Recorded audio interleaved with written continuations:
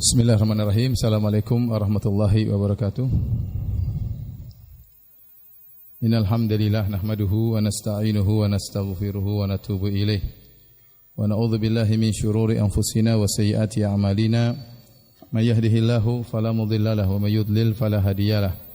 Wa asyhadu an la ilaha illallah wahdahu la syarikalah wa asyhadu anna Muhammadan abduhu wa rasuluhu la nabiyya ba'dah. Ya ayyuhalladzina amanu taqullaha haqqa tuqatih wa la tamutunna illa wa antum muslimun.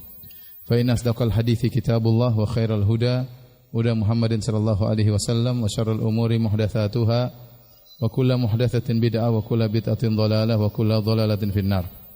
Hadirin dan hadirat yang dirahmati oleh Allah Subhanahu wa taala. Alhamdulillah pada malam hari ini kita diberi kesempatan kembali oleh Allah untuk bisa bermajelis, bisa menuntut ilmu. Dan sebagaimana kita ketahui, salah satu sebab diampuni dosa-dosa adalah menuntut ilmu. Kata Nabi SAW, wal alim wa innal alim yastaghfir lahu man fis samawati man fil ardi hatta al hitan fil bahr. Sungguhnya orang yang berilmu itu akan dimohonkan ampunan baginya seluruh yang ada di langit dan di bumi, bahkan ikan-ikan di lautan akan memohon ampunan bagi orang-orang yang berilmu. Semoga dosa-dosa kita diampuni oleh Allah Subhanahu wa taala. Salawat dan salam tercurahkan selalu kepada junjungan kita Nabi Muhammad sallallahu alaihi wasallam dan juga kepada keluarganya serta seluruh sahabat beliau tanpa terkecuali. Kita masuk pada kitab yang baru. Bismillahirrahmanirrahim. Kitabul Wudu. Kitabul Wudu, ya. Sebagaimana muqaddimah dari Kitabus Shalah. Ya, sebelum salat tentunya taharah terlebih dahulu. Kitabul Wudu.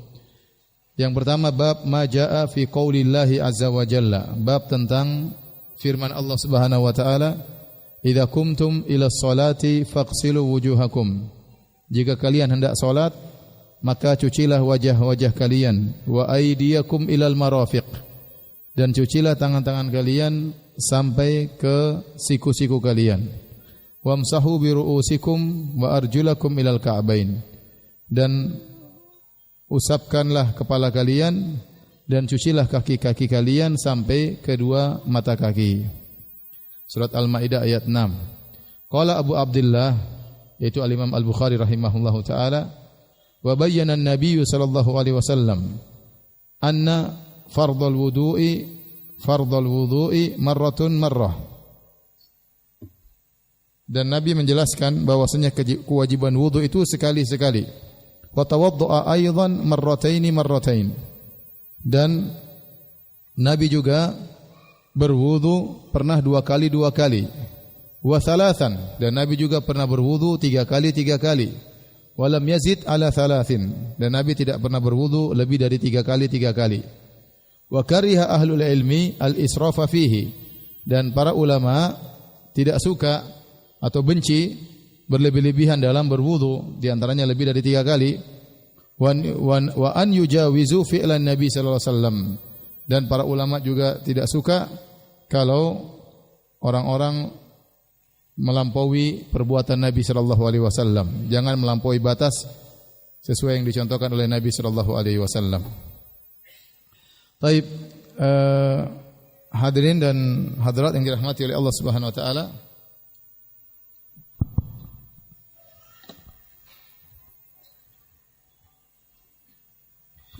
Sini ada dua hal yang dijelaskan oleh Al-Imam Al-Bukhari rahimahullahu taala. Yang pertama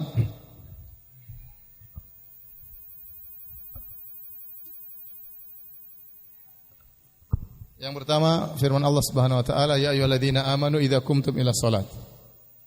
Idza qumtum ila sholati faghsilu wujuhakum.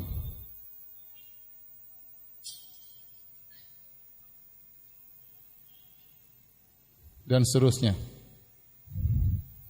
Wahai orang-orang yang beriman, jika kalian hendak salat,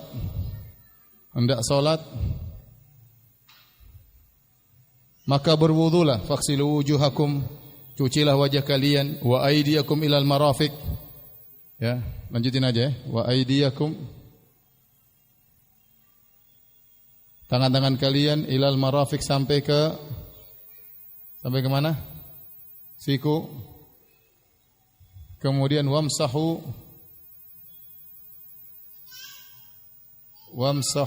biru'usikum wa arjulakum ilal ka'bain.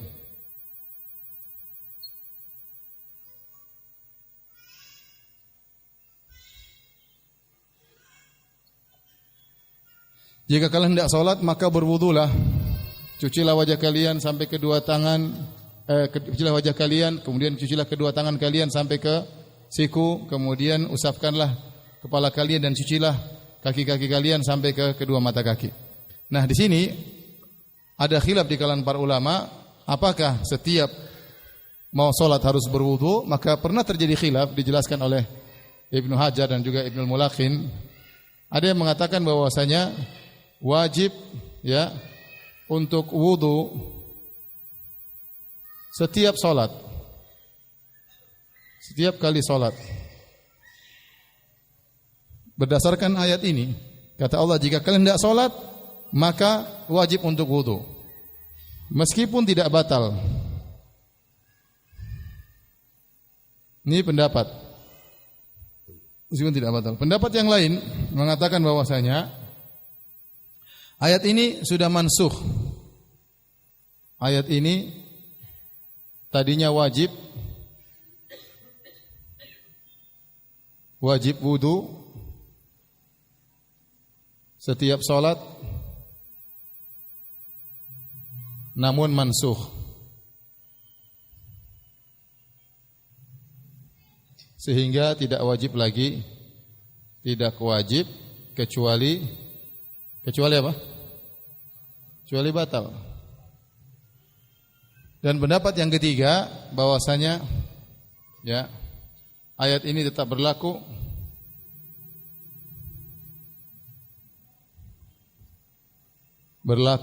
dan tidak mansukh, hanya saja tidak wajib, tetapi sunnah untuk selalu berwudu untuk setiap salat, meski tidak batal. Kalau batal wajib, kalau enggak batal hukumnya sunnah. Dan inilah yang dipegang oleh para ulama sekarang pendapat ini. Oleh karenanya Ibnul Mulaqin dalam kitabnya At-Tawdih mengatakan bahwasanya dulu terjadi khilaf, namun sekarang para ulama telah ijma'. Sekarang telah terjadi ijma', inilah ijma'nya, bahwasanya ayat ini menunjukkan berwudu dianjurkan setiap kali salat, namun tidak wajib bagi orang yang masih ada wudunya. Jadi misalnya kita salat maghrib nih, kita sudah berwudu. Kemudian kita ingin salat Isya, wudu lagi disunahkan. Wudu lagi disunahkan. Meskipun kita belum batal. Berdasarkan ayat ini, jika kalian hendak salat, mau hendak salat maghrib, hendak salat Isya, dan Nabi SAW begitu, beliau setiap salat beliau berwudu. Namun beliau pernah mencontohkan beberapa salat beliau wudunya cuma sekali. Ya, untuk menjelaskan bahwasanya boleh, ya, tidak boleh kita dengan satu wudu salat berulang-ulang, enggak ada masalah. Dalam satu wudu salat berulang-ulang tidak jadi masalah selama belum batal. Namun untuk salat fardu, setiap kali hendak salat dianjurkan untuk apa? Berwudu, ya. Saya punya kawan di Madinah, orang Saudi. Setiap azan Isya dia wudu, jalankan sunnah. Padahal dari Masjid Nabawi pergi ke mana? Ke toilet jauh. Jadi tidak batal, cuma ingin tajdidul wudu, ingin menjalankan apa? Sunnah. Setiap dia azan dia berwudu. Karena wudu punya pengaruh. Seorang tatkala berwudu dia bisa lebih segar lagi, bisa lebih membantu kekhusyuan dalam salat. Di antara keutamaan wudu, hikmah di antara wudu adalah memperbarui semangat seorang, melupakan seorang dari kesibukan dunianya, sehingga tatkala dia berwudu ada kesegaran baru, dia mudah untuk khusyuk. Ini perkara yang pertama. Perkara yang kedua, ya kita jelaskan saja secara sederhana, ya. Kalau kalian tidak salat maka berwudu. Wudulah dengan cara mencuci wajah. Wajah adalah ma yatawajjahu bihi, wajah adalah yang bisa dilihat di cermin. Dari sini, dari atas tempat tumbuhnya rambut ya. Yang biasanya tumbuh rambut, kalau botak tengah ya sudah bukan sampai sini. Maksud saya yang biasanya kalau dia normal rambutnya di sini. Kalau orang botak tengah enggak usah wudu sampai dari sini, enggak usah. Cukup dari sini ya. Dari sini ya. Enggak di sini. Dan subhanallah banyak pikiran bisa bikin orang botak tengah ya. Banyak pikiran ya. Banyak utang juga bisa bikin. Karena saya punya kawan ada, begitu dia masuk S3, kemudian disertasinya berat, dan setelah itu rambutnya berguguran. Dia bilang, Firanda, sejak saya masuk S3, disuruh nulis disertasi, rambut saya berguguran. Yang penting bukan botak karena disendul istri aja, bukan. Baik, dari sini sampai ke dagu, ini namanya wajah. Terus sampai di sini, ini namanya wajah. Apa yang kita lihat di cermin itulah wajah. Ini bukan wajah di belakang. Ya. Ini bukan wajah. Jadi wajah cuma di sini. Ini namanya wajah dari tempat tumbuh rambut sampai di sini. Ini semuanya wajah. Ini harus dicuci seluruhnya. Kemudian wa aydiyakum ilal marafiq. Ya, tangan seluruhnya dari ujung jari sampai ke apa? Ke siku ya, dua-duanya kanan dan kiri. Kemudian wamsahu bi ru'usikum, nanti insyaallah akan datang penjelasannya, yaitu usaplah kepala.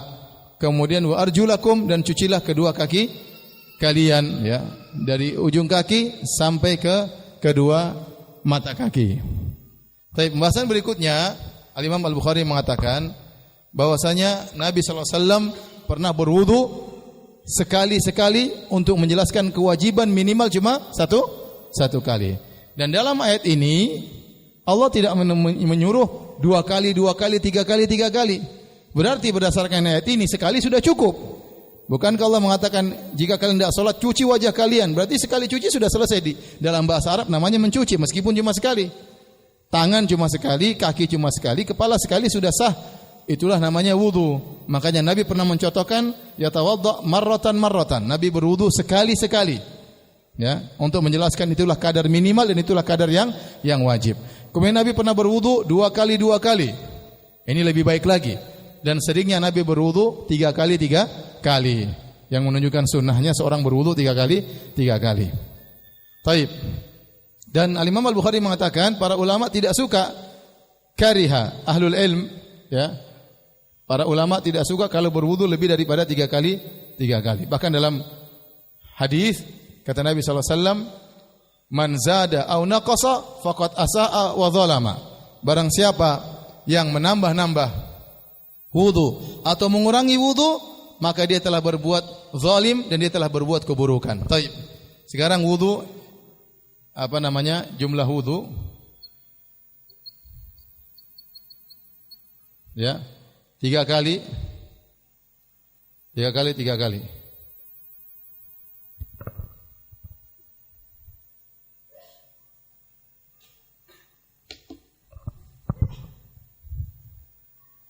tiga kali. Kalau tambah berarti berapa kali? Empat kali. Kalau kurang 2 sampai 1 kali. Kata Nabi, faman zada, barang siapa menambah lebih 3 kali, maka dia telah berbuat zalim. Ya. Maka ada khilaf di kalangan ulama. Bagaimana kalau dia tambah lebih dari 3 kali? Bagaimana hukum lebih dari 3 kali? Ada yang mengatakan wudunya batal. Siapa yang wudu 4 kali, wudunya batal. Ini pendapat. Ya. Ada yang mengatakan makruh. Dan ini pendapat Imam Syafi'i.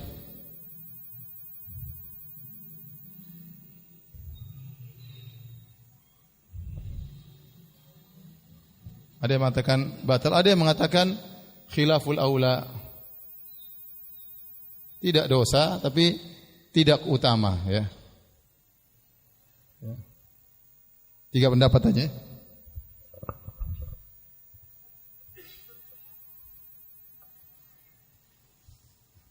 Allah alam bisawab, yang lebih benar adalah pendapat Imam Syafi'i, bahwasanya hukumnya makruh, ya, hukumnya makruh. Namun Nabi mengatakan, ya, ada yang mengatakan, ada pendapat keempat, saya lupa, haram.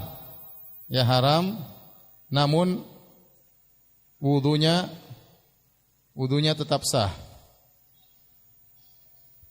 Maka pendapat yang kuat antara ini atau ini, antara haram atau apa? Makruh. Kenapa Imam Syafi'i mengatakan makruh? Ya, karena hadis Nabi, "Faman zada aw naqasa", barang siapa yang menambah atau mengurangi, ya ini ada khilaf tentang hadis tersebut apakah sahih atau tidak, ya. Namun perkataan Nabi faqad zalama seakan-akan menunjukkan dia telah berdosa. Ya. Makanya seorang kalau wudu cukup 3 kali saja. Anda bukan sedang mandi, Anda cuma apa? Wudu. Ngapain kemudian sampai 4 kali, 5 kali? Tidak boleh. Bagaimana kalau mengurangi? Kata Nabi, au naqasa, kalau dia mengurangi, maka dia telah berbuat isaah, dia telah berbuat kesalahan. Ya. Maksudnya, kalau kurang dari 2 tentunya tidak ada masalah. Kurang dari 1 baru bermasalah. Maka sebagian ulama membawa yang dimaksud dengan membawakan makna Nabi, au naqasa atau mengurangi, maksudnya kurang dari 1. Berarti berapa? Nah, tidak full dia berwudu. Tangannya setengah, ya. Tangannya setengah, wajahnya setengah-setengah, tidak full.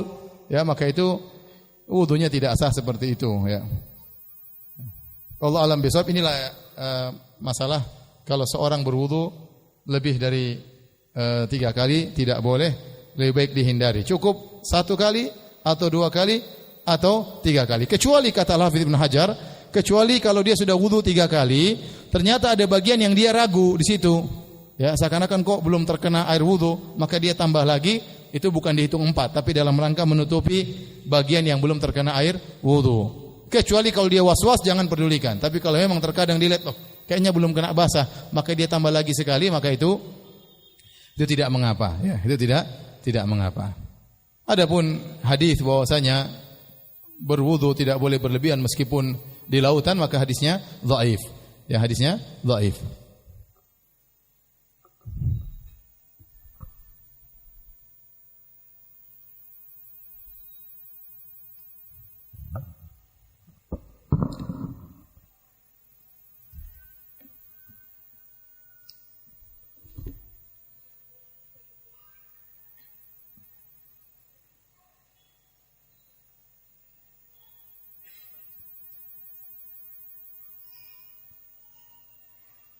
Baik, kita lanjutkan hadis berikutnya.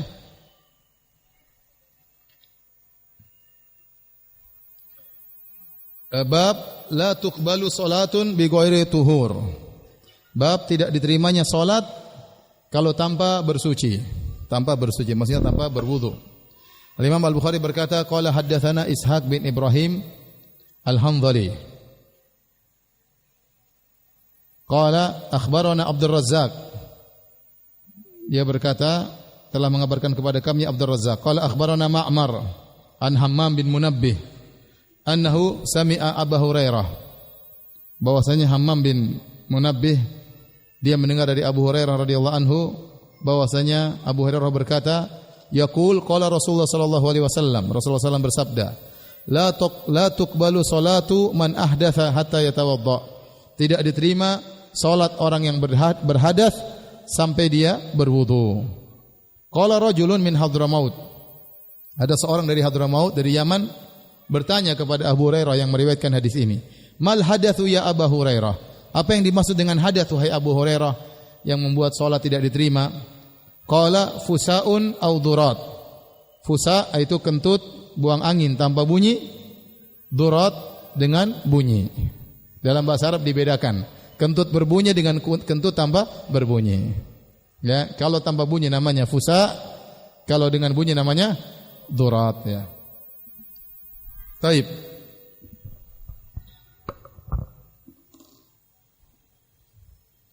Ini sudah ya?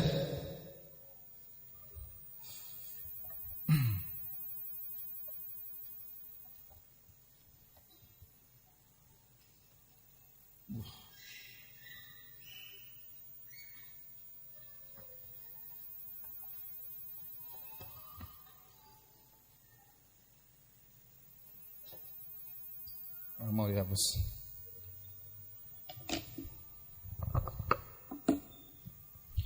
Berikutnya permasalahan la tuqbalu salatu ahadikum idza ahdatha hatta yatawadda. Tidak diterima. Adamul qabul. Salat sampai berwudu. Jika berhadas ya. Jika berhadas sampai berwudu. Baik. Tidak diterima maksudnya apa? La tuqbal ya. Tidak diterima dalam nusus, dalam dalil-dalil tidak diterima itu ada dua model. Ada tidak diterima artinya adamul ijza atau adamus sihah. Dalam bahasa kita tidak sah. Ada namanya adamu al-qabul, maksudnya adamul ajr, tidak ada pahalanya, tidak ada pahalanya, meskipun sah. Yaitu adamu samaratil ijza. Kalau sah harusnya ada buahnya, buahnya itu pahala, tapi ternyata tidak diterima pahalanya. Dan nusus dalam syariat datang dalam dua model ini. Contoh yang ini seperti hadis yang sedang kita bahas ya. Ya. Tidak diterima salat kalau tidak berwudu. Kalau belum berwudu. Ya. Adapun tidak diterima pahalanya banyak contohnya juga. Seperti apa? Yang kedukun tidak diterima salatnya berapa hari? Tidak diterima salatnya 40 hari. Ya. Man atakahinan aw arrafan lam tuqbal salatu 40 yauman. Barang siapa yang datang ke dukun atau para tidak normal, maka tidak diterima salatnya 40 hari. Dia salatnya sah namun tidak diterima. Yang tidak diterima pahalanya. Tapi solatnya sah, artinya dia tidak wajib lagi untuk solat. Contohnya haji dengan uang haram. Hajinya sah, namun tidak diterima hajinya, tidak mabrur. Namun hajinya sah, dia tidak perlu untuk haji lagi tahun depan karena dia sudah melaksanakan kewajibannya untuk haji. Namun hajinya tidak diterima, tidak ada pahalanya. Sama orang yang salat dengan riya. Salatnya sah, tidak perlu dia ulang lagi. Tetapi tidak ada pahalanya. Kenapa? Karena dia riya ya. Dan ini banyak seperti ini ya. Tapi yang kita bahas sekarang ini la tuqbalu salatu ahadikum idza ahdatha hatta yatawadda. Salat salah seorang kalian tidak diterima jika dia berhadas sampai dia berwudu, itu maksudnya tidak sah. Tidak sah, ini maksudnya tidak sah, bukan tidak ada pahalanya. Salatnya tidak sah. Ada orang salat tanpa wudu, salatnya tidak sah. Waktu Abu Hurairah ditanya, "Ya Abu Hurairah, mal hadas?" Ada seorang dari Hadramaut bertanya, "Ya Rasulullah, ya Abu Hurairah, apa yang dimaksud dengan hadas?" Maka Abu Hurairah menafsirkan dengan dua. Kata Abu Hurairah, "Fusa wa dhurat", yaitu kentut tidak berirama dengan kentut berirama. Kentut tanpa bunyi dengan kentut berbunyi. Kenapa beliau menafsirkan dengan hadas, dengan kentut, buang angin? Karena buang angin itulah yang sering terjadi tatkala sedang salat. Seorang sedang salat kemudian kelepasan buang air kecil atau buang air besar, ini jauh. Jarang terjadi demikian. Yang sering dialami oleh orang itu apa? Buang angin. Sedang sujud tahu-tahu buang angin, sedang ruku tahu-tahu buang angin. Maka barang siapa tatkala salat kemudian dia buang angin, maka salatnya batal. Salatnya batal. Al-Hafidz Ibnu Hajar waktu mengomentari pernyataan Abu Hurairah, kenapa Abu Hurairah menyebutkan tentang fusa wa dhurat ya? Kenapa? Karena pembatal wudu itu ada pembatal wudu ada yang disepakati, ada yang khilaf. ada yang dikhilafkan. Yang disepakati di antaranya kentut, ya, buang angin. Kemudian ma kharaja min anisabilain, ya. Kemudian kencing, ya. Kencing, ya. Kemudian kotoran BAB, ya. Ini jelas membatalkan wudu. Ini disepakati. Yang dikhilafkan banyak. Jadi khilaf contohnya apa? Muntah. Kemudian contohnya hijamah. Ada yang mengatakan batalkan wudu. Contohnya memegang kemaluan. Apakah membatalkan wudu atau tidak? Contohnya menyentuh wanita. Kata Al-Hafidz Ibnu Hajar, seakan-akan Abu Hurairah berpendapat dengan yang ini saja. Seakan-akan Abu Hurairah berpendapat pembatal wudu cuma kentut, ya, yang keluar dari ahad sabilain, dari depan kubul maupun dubur, itu yang batalkan wudu. Adapun yang ini seakan-akan Abu Hurairah tidak berpendapat demikian. Dan Imam Al-Bukhari juga demikian. Imam Bukhari berpendapat yang batalkan wudu cuma yang ini aja, yang ini enggak. Yang sebab-sebab ini tidak membatalkan wudu menurut Imam Al-Bukhari sebagaimana dijelaskan oleh Al-Hafidz Ibnu Hajar rahimahullahu taala.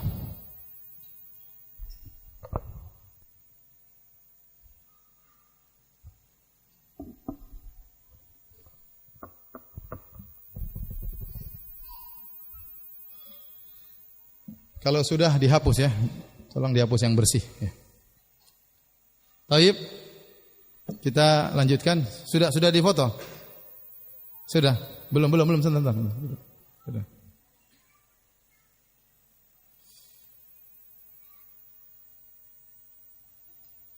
Di shooting biar difoto ibu-ibu.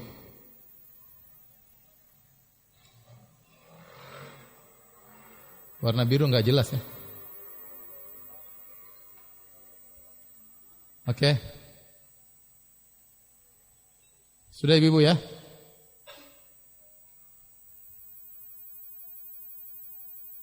Baik. Kita lanjutkan.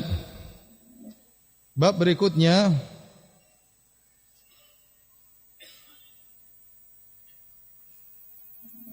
hadis tadi juga menjelaskan bahwasanya sabda Nabi, la tuqbalu salatu ahadikum idza ahdatha hatta yatawadda.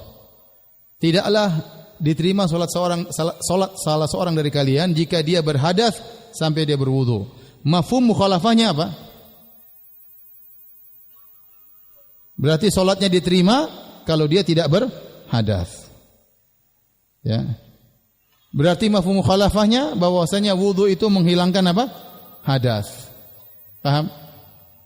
Seorang kalau sedang berhadas, salatnya tidak diterima sampai dia berwudu terlebih dahulu. Berarti mafhum mukhalafahnya, kalau dia tidak berhadas, dia salat tanpa harus wudu yang baru, diterima atau tidak? Diterima. Ini dalil bahwasanya wudu, sekali wudu bisa digunakan untuk berulang-ulang selama dia tidak berhadas. Wudunya masih boleh dipakai. Dia salat sunnah, dia salat wajib, salat sunnah lagi, salat wajib lagi, satu wudu enggak ada masalah, tetap diterima. Itu mafhum mukhalafah dari hadis tersebut. Paham, ya, mafhum mukhalafah. Kebalikannya kalau bahasa kita. Taib. Hadis ini juga menunjukkan bahwasanya buang angin atau kentut itu membatalkan wudu, baik keluar dengan sengaja maupun tanpa sengaja, ya. Baik keluar dengan sengaja maupun tanpa sengaja. Tiba-tiba keluar berhembus tanpa dia sadari, maka membatalkan apa? Wudu. Karena Abu Hurairah waktu ditanya, "Mal hadath?" Apa itu hadath? Abu Hurairah mengatakan buang angin tanpa bunyi dan buang angin dengan bunyi, tanpa Abu Hurairah berkata sengaja atau tidak disengaja. Jadi mutlak, selama kentut keluar sengaja atau tidak disengaja, maka membatalkan wudu. Kita lanjutkan hadis berikutnya. Bab berikutnya, bab fadlul wudu, bab tentang keutamaan wudu. Wal ghurrul muhajjaluna min atharil wudu, bahwasanya cahaya yang ada di wajah dan cahaya yang ada di kaki dan di tangan merupakan dampak dari wudu, bekas-bekas wudu. Al-ghurr dari ghurrah itu berasal dari warna putih yang ada di wajah kuda. Di kuda itu ada warna putih-putihnya, menambah keindahan kuda tersebut. Itu namanya ghurr. Terkadang di pelipisnya atau di keningnya, ada warna putih membuat kuda tersebut semakin indah. Kemudian tahjil adalah warna putih yang ada di kaki-kaki kuda. Maka Nabi menyamakan orang yang berwudu pada hari kiamat kelak akan muncul cahaya dari wajahnya dan cahaya dari tangan dan kakinya karena bekas dari wudu. Kata Imam Al-Bukhari, qala haddatsana Yahya bin Bukair. Qala haddatsana Al-Laits an Khalid an Sa'id bin Abi Hilal an Nuaim Al-Mujmir, dari Nuaim Al-Mujmir. Nuaim Al-Mujmir ini disebut dengan Al-Mujmir karena dia suka membakar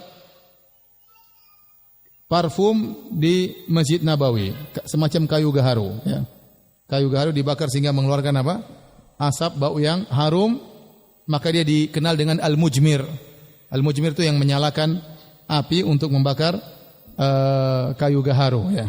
Jadi sejak zaman Nabi sudah ada seperti itu, orang-orang memberi parfum di masjid, dan sampai sekarang di Masjid Nabawi sering, kalau terutama hari Jumat, orang-orang bakar kayu gaharu kemudian dia berkeliling ke Masjid Nabawi, ya. Karena saya pernah diprotes waktu itu, waktu saya bahas tentang masalah syirik-syirik, terus ada yang jemaah haji Indonesia protes, Ustaz, katanya di Mekah tidak ada syirik-syirik. Kemarin kenapa saya lihat orang bakar menyan di masjid? Bukan bakar menyan, Pak. Itu apa? Gaharu dibakar, ya. Disangka itu menyan, ya. Baik. Kata beliau, raqitu ma'a Abi Hurairah ala dhahril masjid. Suatu hari saya naik bersama Abu Hurairah di atas atap masjid. Fatawadda'a, Abu Hurairah berwudu di atas masjid. Tidak mengapa selama tidak mengganggu jamaah di bawah. Faqala, kemudian Abu Hurairah berkata, "Inni sami'tu Nabiy sallallahu alaihi wasallam yaqul." Sungguhnya aku mendengar Rasulullah SAW bersabda, "Inna ummati yud'auna yaumal qiyamati ghurran muhajjalina min atharil wudu." Sungguhnya umatku akan dipanggil pada hari kiamat dalam kondisi gurran, wajah mereka bercahaya, muhajjalin, kaki dan tangan mereka bercahaya, min atharil wudu, karena bekas wudu. Faman istata'a minkum an yutila gurratahu falyaf'al. Barang siapa yang di antara kalian mampu untuk memperpanjang cahaya di wajahnya, maka lakukanlah. Maka lakukanlah. Hadirin dan hadirat yang dirahmati Allah Subhanahu wa taala, para ulama menyebutkan ada khilaf, apakah wudu itu merupakan ciri khas umat Islam ataukah umat-umat sebelumnya pernah berwudu? Namun yang dirajikan oleh para ulama seperti Al-Hafidz Ibnu Hajar, demikian juga Ibnu Mulaqin, bahwasanya wudu bukanlah kekhususan umat ini. Karena datang dalam hadis-hadis, nanti akan kita bahas di kemudian hari, bahwasanya Sarah waktu ingin digauli atau diperkosa oleh Raja Mesir, maka dia berwudu, kemudian dia salat. Demikian juga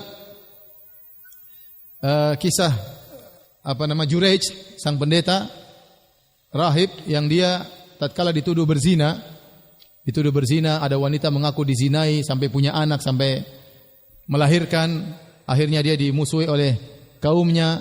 Ternyata kemudian Juraij bertanya kepada anak yang lahir tersebut, "Siapa bapakmu?" Ya, dia berwudu, dia salat. Dia berwudu, dia salat. Setelah itu dia tanya kepada anak yang lahir tersebut, "Siapa bapakmu?" Kata sang anak, "Penggembala kambing, bukan kamu." Jadi anak tersebut berbicara. Ya. Jadi disebutkan dia wudu dan dia salat. Berarti umat-umat terdahulu juga mereka berwudu sebenarnya. Tetapi ini sudah hilang sama sekali. Kita tidak tahu ada Yahudi atau Nasrani yang berwudu.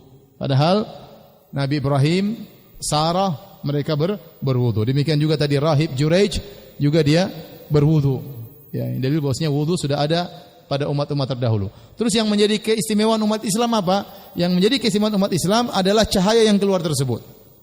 Ini yang tidak ada pada umat-umat yang lain. Dengan cahaya inilah Nabi mengenal umatnya pada hari kiamat kelak, tatkala orang-orang pada berdatangan di haud, telaga Nabi sallallahu alaihi wasallam. Nabi mengenal mereka dengan cahaya yang keluar dari wajah dan kaki-kaki mereka. Karena kalau ada umat yang lain yang ingin minum dari telaga Nabi, Nabi usir, suruh pergi ke telaga Nabi yang lain. Tapi kalau umatnya datang dengan wajah bercahaya, kaki bercahaya, maka itulah umat Rasulullah SAW. Makanya Nabi mengatakan, "Inna ummati yud'auna yaumal qiyamati ghurran muhajjalina min atharil wudu." Sungguhnya umatku, umat Islam akan dipanggil pada hari kiamat kelak dalam kondisi wajah bercahaya, kemudian kaki bercahaya, tangan bercahaya. Taib. Kemudian jadi masalah setelah itu Abu Hurairah berkata, dan dia nisbahkan kepada Nabi sallallahu alaihi wasallam, Faman istata'a minkum an yutila gurratahu falyaf'al. Barang siapa di antara kalian yang mampu untuk memanjangkan gurrahnya, maka lakukanlah. Di sini ada khilaf tentang hukum memperpanjang wudu. Maksudnya bagaimana? Maksudnya ya, tidak hanya sampai di siku, tapi lanjut sampai lengan atas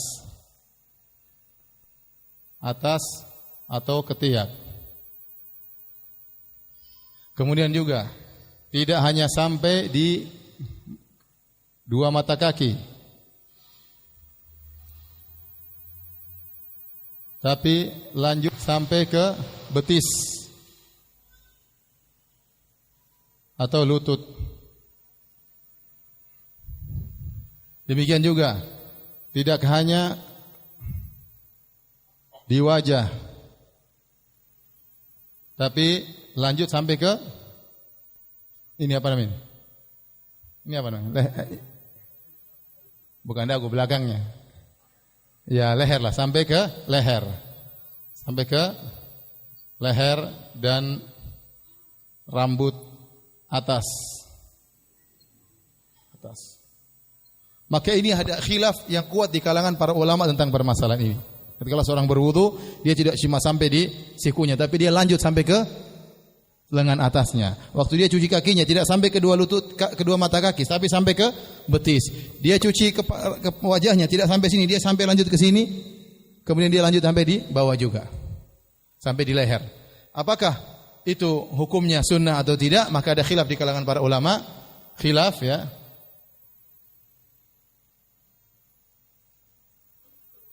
Dua pendapat secara umum ya.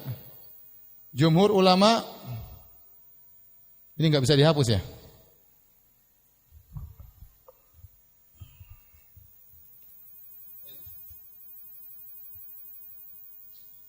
Enggak bisa ya. Mana yang dir?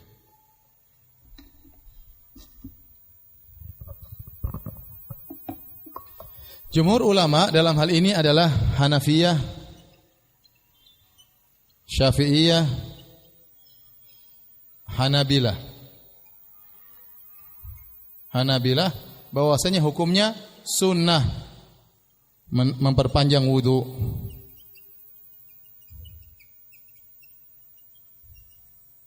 Kemudian pendapat kedua ya, sebagian ulama di antaranya Malikiyah. Kemudian riwayat dari Imam Ahmad, satu riwayat dari Imam Ahmad.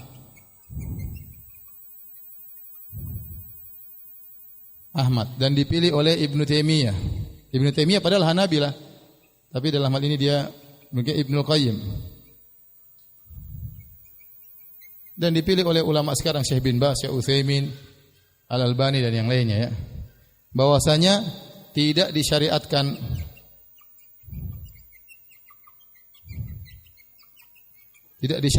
nambah-nambah, memperpanjang wudu.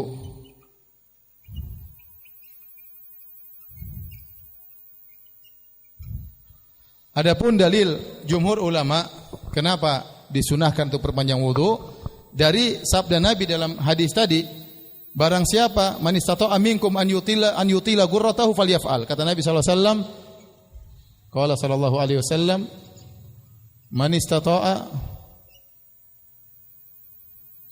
minkum an yutila gurratahu falyaf'al.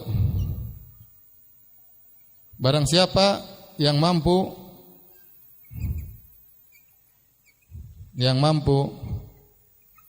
memperpanjang gurrahnya, yaitu cahaya wajahnya,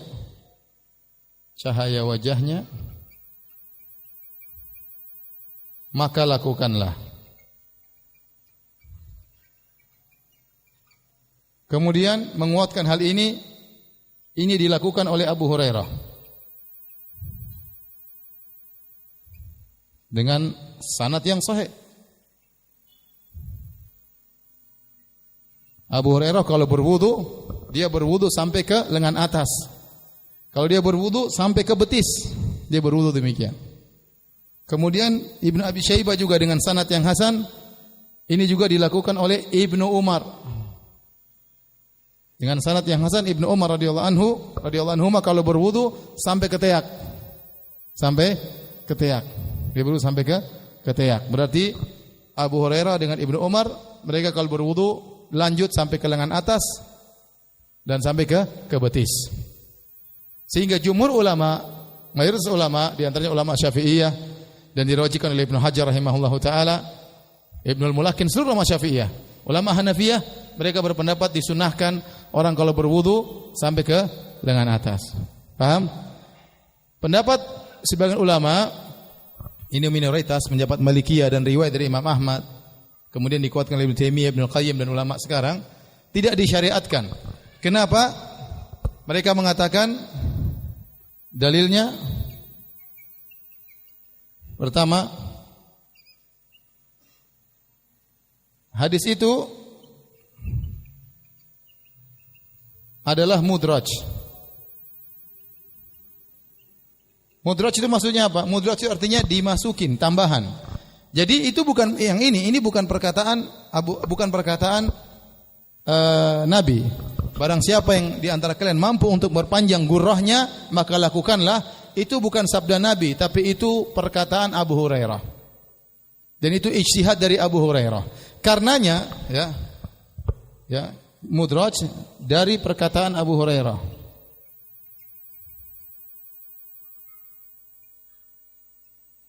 Dan bukan hadis Nabi, dan bukan sabda Nabi. Dan kita tahu perkataan sahabat hanya menjadi hujah, jadikan dalil kalau tidak menyelisih yang lain. Ya, tapi ternyata yang melakukan wudu seperti itu cuma Abu Hurairah dengan siapa? Ibnu Umar. Adapun sahabat-sahabat yang lainnya tidak diriwayatkan mereka berwudu dengan cara seperti itu. Dan Nabi juga tidak diriwayatkan berwudu dengan cara seperti itu. Bahkan Ibnu Hajar mengatakan, ya, 10 orang sahabat yang meriwayatkan tentang wudu Nabi, tidak ada yang menyatakan Nabi memperpanjang wudu.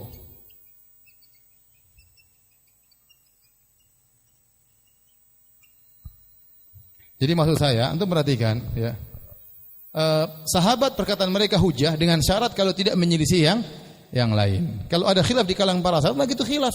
Tinggal kita cari mana yang lebih kuat. Paham? Kalau para sahabat saja khilaf, kita cari yang lebih kuat, apalagi hanya para ustadz, ya. Kalau ustadz khilaf, tidak usah ribut-ribut kemudian kenceng-kenceng, ta'assub fanatik, tidak pantas. Sahabat saja kita tidak boleh fanatik, apalagi sekedar ustadz yang ilmunya sangat terbatas dan sangat minim. Taib, ini yang kedua. Dari mereka yang ketiga, kata mereka, gurrah tidak mungkin dipanjangkan.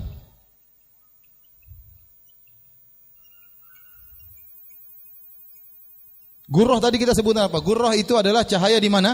Di wajah. Tahjil cahaya di tangan dan di kaki. Namanya wajah. Gurrah itu cahaya di wajah. Kalau dipanjangkan sampai ke rambut itu namanya bukan apa? Gurrah. Jadi gurrah tidak mungkin diperpanjang. Ya, kemudian wudu tidak perlu sampai ke rambut. Rambut sudah ada bagiannya sendiri. Paham? Maka cukup wajah saja, tidak perlu sampai ke leher, ya. Nanti orang bisa mengembangkan ke leher sampai ke dada, semuanya bisa bercahaya. Paham? Jadi gurrah itu cuma di wajah. Tidak perlu diperpanjang sampai ke rambut, ya. Di antara dalil yang menunjukkan itu hanya ijtihad Abu Hurairah dalam satu riwayat. Jadi Abu Hurairah sedang berwudu. Ya, hatta syar'a fil ibd, sampai dia wudu sampai di ketiaknya. Kemudian ada seorang tabi'in berkata, "Ya Abu Hurairah, Ma hadzal wudu? Wahai Abu Hurairah, wudu apa macam seperti ini? Jadi Abu Hurairah wudu diam-diam kemudian dia berwudu sampai ke ketiaknya. Maka ditegur, ada yang bertanya, Abu Hurairah, ini wudu macam apa seperti ini? Maka kata Abu Hurairah, ya Banu Farrukh, antum hahuna, kamu di sini, ya. Kalau saya tahu kamu di sini, saya tidak akan berwudu seperti ini. Sami'tu Khalili yaqul, aku mendengar kekasihku bersabda, yaitu Nabi SAW bersabda, tablughu hilyatun minal mu'min haitsu yablughul wudu. Sesungguhnya perhiasan seorang mukmin sejauh mana wudunya. Abu Hurairah memahami hadis Nabi, sungguhnya perhiasan seorang mukmin sejauh mana wudunya, maka dia memperpanjang wudunya. Dia berharap bahwasanya perhiasan seorang mukmin sampai di situ. Ini ijtihad Abu Hurairah. Seandainya ini sunnah Nabi, maka Abu Hurairah pasti sudah berwudu di mana-mana dengan cara demikian. Kenapa dia diam-diam baru kemudian dia berwudu sampai ke ketiaknya? Jadi ini menurut kata para ulama ini ijtihad Abu Hurairah dan ijtihad yang diselisih oleh para sahabat yang lain, karena tidak ada yang maksum kecuali siapa? Nabi sallallahu alaihi wasallam. Lagi pula namanya perhiasan tidak ada yang dipakai di sini, apalagi di tasbih di ketiak. Namanya perhiasan cuma di mana? Di adud dan mi'sam. Cuma di pergelangan tangan sama dia apa? Di lengan bawah. Situlah tempat perhiasan biasanya seorang memakainya. Ya. Jadi, wallahu alam bisawab, pendapat yang lebih kuat bahwasanya wudu tidak perlu dilebihkan. Ya, kita hanya cukup sampai ke mana? Ke lengan sampai ke mata kaki. Tidak perlu sampai ke leher, ya. Tidak perlu sampai ke lutut, ya. Tidak perlu, ya. Kalau seandainya itu sunnah, pasti Nabi sudah pernah melakukannya meskipun sekali, ya. Tetapi 10 sahabat yang meriwayatkan tentang wudu Nabi, tidak ada yang menjelaskan Nabi pernah berwudu sampai ke lengan atasnya. Paling ada hatta syarua fil adud, baru sampai naik dikit saja supaya siku ini kena semuanya. Nabi naik dikit saja. Ya, naik sedikit enggak apa-apa, tapi kalau sampai naik ke ketiak maka tidak pernah dilakukan oleh Nabi sallallahu alaihi wasallam. Oleh karenanya saya lebih condong kepada pendapat Malikiyah dan juga riwayat dari Imam Ahmad bahwasanya kalau berwudu tidak perlu diperpanjang. Wallahu alam bisawab. Azan kah? Ya udah azan. Baru kita lanjut lagi nanti insyaallah. Baik, kita azan, kita salat, kita lanjut. Bismillahirrahmanirrahim. Assalamualaikum warahmatullahi wabarakatuh. Alhamdulillah, salatu wassalamu ala Rasulillah wa ala alihi wa sahbihi wa ala. Kita lanjutkan satu hadis lagi. Bab keempat, babun la yatawaddau minasyakki hatta atau la yatawaddau minasyakki hatta yastaiqina. Bab bahwasanya tidak perlu berwudu karena ada keraguan sampai dia yakin. Kalau yakin batal baru dia berwudu. Kalau masih ragu, maka ragu batalnya batal atau tidak masih ragu, maka tidak usah berwudu lagi. Al-Imam Al-Bukhari berkata, qala haddatsana Ali, yaitu Ali ibn al-Madini. Qala haddatsana Sufyan, maksudnya Sufyan ibn Uyainah. Qala haddatsana Az-Zuhri, at-tabi'i masyhur, ya. Tabi'in yang masyhur yaitu Muhammad bin Muslim bin Ubaidillah bin Abdullah bin Syihab Az-Zuhri. Sering lewat di hadis-hadis kita dalam sanad-sanad Al-Imam Al-Bukhari Az-Zuhri dari Bani Zuhrah bin Kilab Al-Qurashi, dari Quraisy, ya. Az-Zuhri seorang tabi'in yang dikenal dengan kekuatan hafalannya, dan dia bertemu dengan beberapa sahabat, di antaranya dengan Sahal bin Sa'ad As-Sa'idi, dan bertemu juga dengan Anas bin Malik radhiyallahu taala anhum ajma'in. Dan disebutkan beliau tidak mau makan apel, ya. Waktu ditanya kenapa tidak makan apel, kata beliau, tufah yunsi, apel itu bikin lupa. Dan beliau suka minum madu. Ditanya kenapa suka minum madu, kata dia al-asal yudzakir, madu itu menguatkan ingatan, ya. Coba saja, ya. Ini kata beliau, ya. Dan beliau banyak meriwayatkan hadis-hadis, di antaranya hadis ini. Kemudian dari Sa'id bin Al-Musayyib an Abbad bin Tamim wa an Abbad bin Tamim an ammihi. Ammihi maksudnya Abdullah bin Zaid. Abdullah bin Zaid Al-Ansari radhiyallahu taala anhu, perawi hadis ini. Abdullah bin Zaid radhiyallahu anhu, beliau inilah yang membunuh Musailimah Al-Kadzdzab. Tatkala terjadi perang Ma'rakatil Yamamah, perang yang masyhur yang ceritanya sangat menarik. Dan ini sudah saya ceramahkan tatkala saya membahas tentang peperangan Panglima Khalid Ibn Walid seri kedua. Saya khusus berbicara tentang Ma'rakatul Yamamah. Satu pengajian khusus tentang peperangan ini. Peperangan yang sangat dahsyat ya. Intinya saudara dia bernama Habib Ibnu Zaid. Jadi waktu Musailimah Al-Kadzdzab mengaku sebagai nabi, dia kirim surat kepada Nabi melalui dua utusannya dari Musailimah Rasulillah. Dari Musailimah utusan Allah ila Muhammad Rasulillah. Kepada Muhammad Rasul Allah juga ya. Kata dia, kita bagi dua bumi ini. Intinya sebagaimana Allah memberikan engkau kenabian, aku juga diberi kenabian. Terus Nabi bertanya kepada dua orang ini, kalian berdua di atas agamanya Musailimah? Artinya kalian murtad, mengaku Musailimah sebagai nabi baru? Kata mereka iya. Kata Nabi, kalau bukan utusan tidak boleh dibunuh, tentu saya akan bunuh kalian berdua. Ya, karena orang murtad dibunuh. Man baddala dinahu faqtuluh. Barang siapa yang merubah agamanya maka bunuhlah. Siapa yang mengaku ada nabi baru maka bunuhlah dalam hukum Islam. Tetapi kode etik kenegaraan waktu itu namanya utusan tidak boleh dibunuh. Maka Nabi tidak bunuh dua utusan ini. Kemudian Nabi kirim surat balasan kepada Musailimah. Nabi kirim balasan kepada Musailimah. Nabi kirim surat ya. Nabi kirim surat melalui seorang sahabat namanya Habib bin Zaid, saudaranya Abdullah bin Zaid. Dibawalah surat tersebut kepada Musailimah. Kemudian isinya dari min Muhammad Rasulillah ila Musailimah Al-Kadzdzab. Nabi bilang dari Muhammad Rasulullah kepada Musailimah sang pendusta. Ya. Innal arda lillahi yurithuha man yasha wal aqibatu lil muttaqin. Kata Allah, bumi ini milik Allah. Enak aja mau bagi-bagi dua ya. Tapi Nabi bilang bumi ini milik Allah, Allah berikan kepada siapa yang Allah kehendaki. Ya. Kemudian Musailimah bertanya kepada Habib bin Zaid, wahai Habib, apakah kau mengakui Muhammad adalah utusan Allah? Kata dia, aku bersaksi Muhammad utusan Allah. Apakah kau mengakui saya Musailimah utusan Allah? Kata Habib, saya tidak dengar. Kau ngomong apa sih? Saya tidak dengar. Dia ulang lagi. Apakah kau mengakui Muhammad utusan Allah? Iya, saya bersaksi Muhammad utusan Allah. Apakah saya juga utusan Allah? Saya tidak dengar. Dia ulangi lagi. Apakah Muhammad utusan Allah? Iya. Saya enggak dengar. Dipotonglah Habib bin Zaid radhiyallahu anhu, dipotong-potong cincang-cincang oleh Musailimah Al-Kadzdzab. Kemudian terjadilah Ma'rakatil Yamamah dipimpin oleh Khalid bin Walid, peperangan yang sangat dahsyat sehingga banyak penghafal Quran yang meninggal dunia tatkala itu karena pasukan Khalid bin Walid cuma sekitar mungkin 12.000, lawannya 100.000 ya. Intinya akhirnya masuklah Musailimah Al-Kadzdzab dalam hadikohnya, kemudian digempur oleh kaum muslimin, akhirnya dibunuhlah oleh Abdullah bin Zaid, perawi hadis ini. Adiknya atau saudaranya dibunuh, dia yang bunuh siapa? Musailimah. Yang bunuh Musailimah dua orang, Abdullah bin Zaid sama Wahsy yang membunuh Hamzah. Wahsy membunuh Hamzah dengan tombaknya, dengan tombak itu pula setelah dia masuk Islam dia membunuh Musailimah Al-Kadzdzab, maka dibunuh Musailimah Al-Kadzdzab, tombaknya masuk ke dadanya tembus ke belakang. Kemudian Abdullah bin Zaid melanjutkan membunuh Musailimah Al-Kadzdzab. Dialah yang sedang kita bicarakan dalam hadis ini. Annahu syaka ila Rasulillah sallallahu alaihi wasallam ar-rajulu alladhi yukhayyalu ilaihi annahu yajidu syai'a fi salat.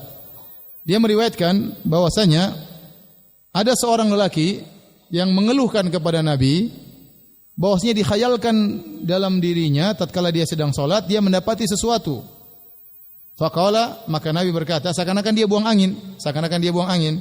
Faqala, maka Rasulullah SAW berkata, la yanfatil aw la yansarif, jangan dia batalkan salatnya hatta yasma'a sautan, sampai dia mendengar suara buang anginnya, au yajidariha, atau dia mencium baunya.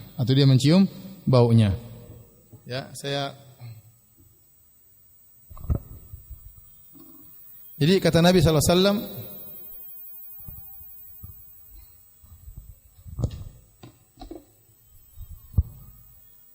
la yansarif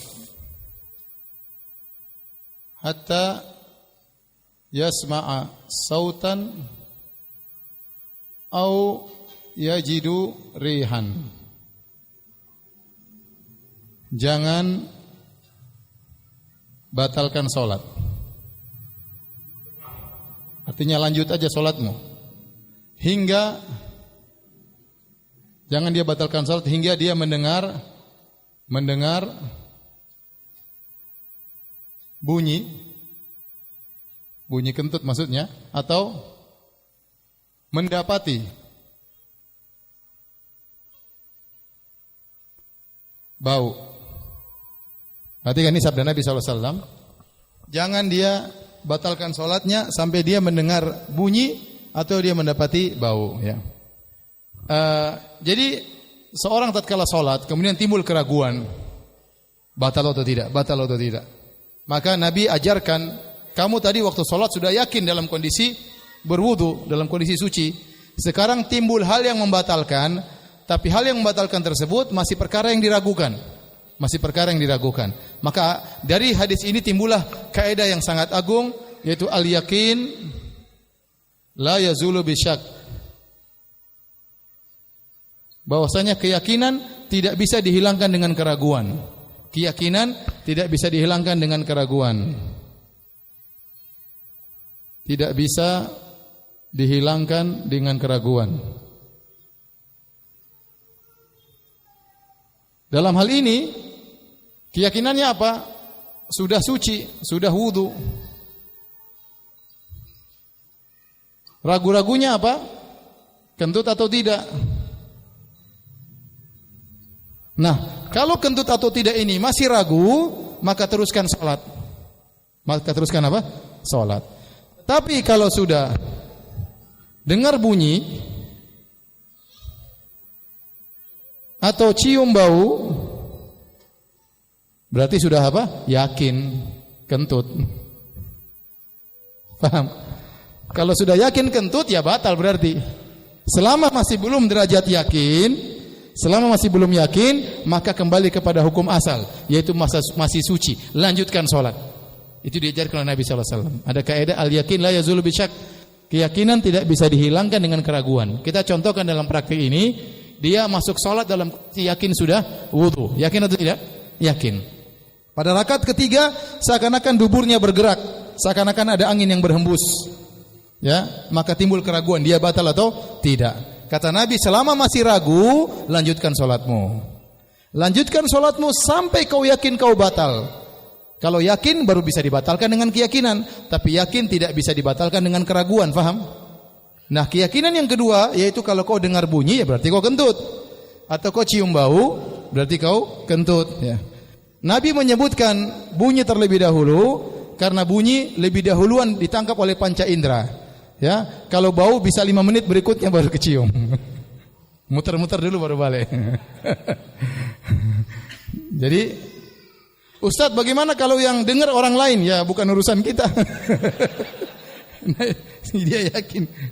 Ya, kecuali setelah sholat, kamu tadi kentut lah. Oh, masa? Ya udah, dia ulangi sholatnya. Tapi kalau nggak ada yang kasih tahu, ya sudah.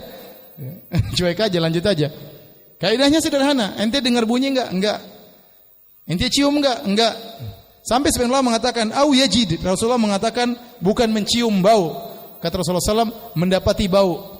Sampai kalau dia ragu, masukkan tangannya, enggak apa-apa. Ini kata sebagian ulama. Dia masukkan tangannya di sekitar, jangan di duburnya, sekitarnya. Kan masih bisa. Ada udara dia tangkap, kemudian dia cek. Kalau enggak ada, ya lanjut aja. Berarti belum batal ya. Ini kaidah yang sangat agung, keraguan keyakinan tidak bisa dihilangkan dengan apa? Keraguan ya. Taib.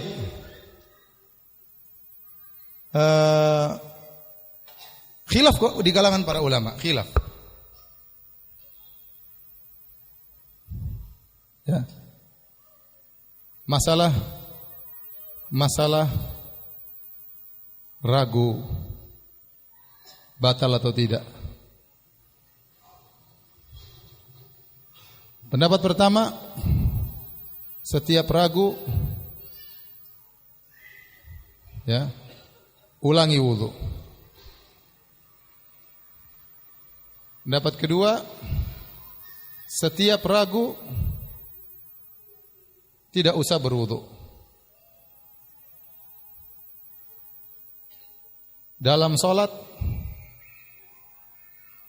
atau di luar salat sama saja. Pendapat ketiga, dalam salat tidak perlu ulangi wudu, tidak perlu batal. Di luar salat ulangi wudu. Ini pendapat. Ada pendapat mau setiap ragu mau dalam salat batalin. Keluar salat apalagi batalin. Wudu lagi. Sebagian pendapat mengatakan tidak, kalau dalam salat ikut hadis, enggak usah batalin, lanjut aja. Tapi kalau ragu di luar mau salat, batal enggak tadi? Batal enggak tadi? Udah, wudu aja. Ya. Pendapat yang benar pendapat ini sesuai dengan kaidah, dan ini pendapat dipilih Ibnu Hajar rahimahullahu taala dan yang lainnya. Setiap ragu apakah dalam salat ataupun di luar salat, maka kembali kepada hukum asal. Kalau asalnya tadi kita sudah berwudu yakin, kemudian setelah 2 jam kita ragu-ragu, tadi saya kentut enggak di mobil ya? Ragu-ragu. Selama kita masih ragu, anggap saja kita masih berwudu. Tidak wajib untuk berwudu lagi. Tidak wajib untuk berwudu lagi ya. Ini pendapat yang lebih kuat sebagaimana dirajikan oleh Ibnu Hajar rahimahullahu taala. Terakhir saya bacakan sebuah kisah yang berkaitan dengan kaidah ini, dan kisah ini disebutkan oleh Ibnul Mulaqin dalam kitabnya Tawdih Syarah Sahih Al-Bukhari.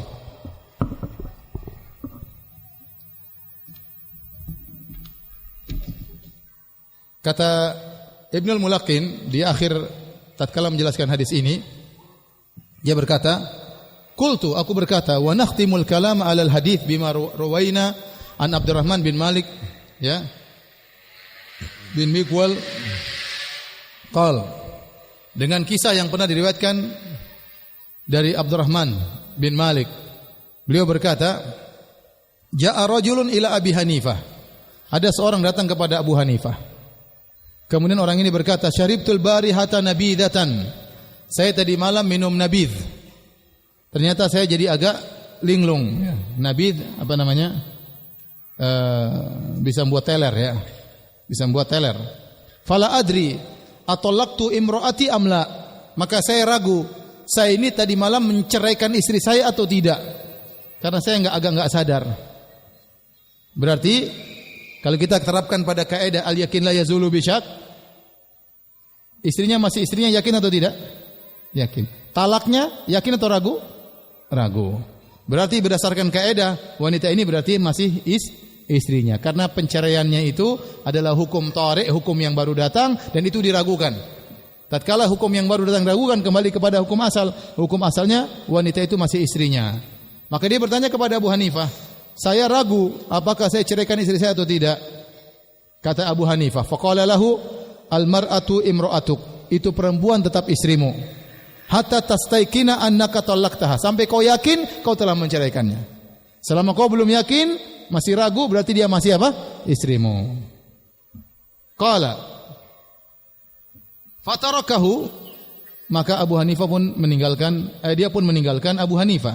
Tsumma ja'a ila Sufyan, kemudian dia datang kepada Sufyan Ats-Tsauri, alim yang lain. Dia tanya lagi, ini tanya enggak satu orang, tanya beberapa orang. Fasa'alahu, dia tanya, saya tadi malam minum ini saya agak ragu-ragu, agak teler sedikit. Saya enggak tahu saya ceraikan istri saya atau tidak. Ya, kata Sufyan Ats-Tsauri, "Idhhab faraji'ha fa in kunta qad talaqtaha faqad raja'taha wa illa fala tadurruka al-muraja'ah." Sufyan mengatakan, ya sudah, baliklah ke istrimu, bilang saya rujuk. Kalau ternyata kau menceraikannya, berarti kau sudah rujuk untuk menghilangkan keraguan. Tapi kalau ternyata kau belum menceraikannya, maka ya sudah, muraja itu, rujuk tersebut tidak ada faedahnya. Ya udah, biar kau tenang, sudah kau rujuk saja, seakan-akan sudah menceraikan. Ini jawaban siapa? Sufyan Ats-Tsauri. Jawabannya lain lagi. Kalau Abu Hanifah tadi cuek aja, dia masih istrimu. Kalau jawaban Sufyan Ats-Tsauri, hati-hati. Untuk hati-hati kau rujuk saja, seakan-akan kau sudah mencerainya. Kalau ternyata kau sudah mencerainya, kau sudah rujuk. Kalau ternyata belum, rujuk tersebut tidak ada artinya. Ternyata dia belum puas. Fatarakahu, dia tinggalkan Sufyan Ats-Tsauri. Tsumma ja'a ila Zufar, kemudian dia pergi kepada ahli fikih yang lain bernama Zufar. Fasa'alahu, Kemudian dia bertanya tentang masalahnya. Zufar berkata, "Hal sa'alta ahadan qabli?" Apa kau sudah bertanya kepada orang-orang sebelumku? Qala na'am. Iya, saya sudah tanya. Tanya sama Abu Hanifah, jawabannya begini. Tanya sama Sufyan Ats-Tsauri, jawabannya begini. Terus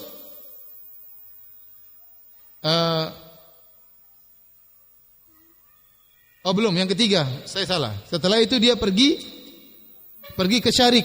Setelah dari pertama Abu Hanifah, kemudian Sufyan Ats-Tsauri, kemudian dia pergi seorang namanya Syarik bin Abdullah. Ditanya, "Wahai Syarik, saya ini punya masalah begini." Kata Syarik, "Idhab fatallikha tsumma raji'ha." Begini saja, daripada kau bingung, kau pulang ke rumah, ceraikan istrimu kemudian kau rujuk. Jadi 3 jawaban. Abu Hanifah bilang apa? Cuek aja itu istrimu. Sufyan Ats-Tsauri mengatakan hati-hati, kau rujuk saja, bisa jadi kau sudah cerai, bisa jadi belum. Syarik mengatakan pulang ceraikan kemudian rujuk. Kemudian baru datang kepada Zufar. Maka dia ceritakan kisah jawaban 3 orang tersebut. Semuanya orang alim. Maka waktu ditanya, dijelaskan tentang jawaban Abu Hanifah, Zufar berkata, "As-shawab." Ini jawaban yang benar. Sesuai dengan kaidah ini. Kemudian waktu diceritakan tentang perkataan Sufyan Ats-Tsauri, maka dia berkata, "Ma ahsana hadza." Ini jawaban yang lebih hati-hati, lebih indah jawaban ini. Ya. Tatkala disebutkan tentang jawaban Syarik, ceraikan istrimu rujuk, fadhahika, maka dia pun tertawa, Zufar tertawa. Kemudian Zufar berkata, la adribanna lahum mathalan. Aku akan buat perumpamaan tentang mereka bertiga ini.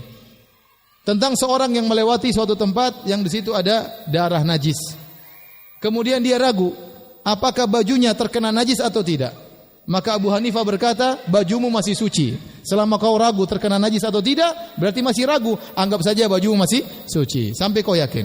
Sufyan Ats-Tsauri seakan-akan berkata, ya sudah, cuci saja. Cuci saja. Ya, kalau memang ada najis sudah cuci, kalau enggak ada najis ya enggak ada masalah, cuci saja. Tatkala jawabannya Syarik, ya sudah, kasih kena najis saja baru cuci lagi. Kira-kira begitu. Baik, demikian saja kajian kita pada kesempatan kali ini. Sebelumnya ini ada dari panitia ucapan terima kasih buat donasi kumpulan dari ikhwan sekalian untuk musibah yang menimpa saudara-saudara kita di Palu dan Donggala. Donasi via transfer dan cash 221.532.000 rupiah. 221.532.000 rupiah. Donasi penjualan barang bekas 40.770.000 rupiah. Total donasi 262.302.000 rupiah. Semoga Allah Subhanahu wa taala membalas semuanya di surga kelak. Ya.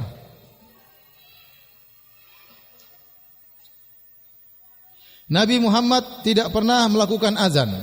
Apakah azan menjadi bid'ah karena tidak pernah dilakukan beliau? Ya endaklah. Nabi tidak azan tapi Nabi suruh orang azan. Baik. Pertanyaan yang lain kali aja ya. Saya capek ya.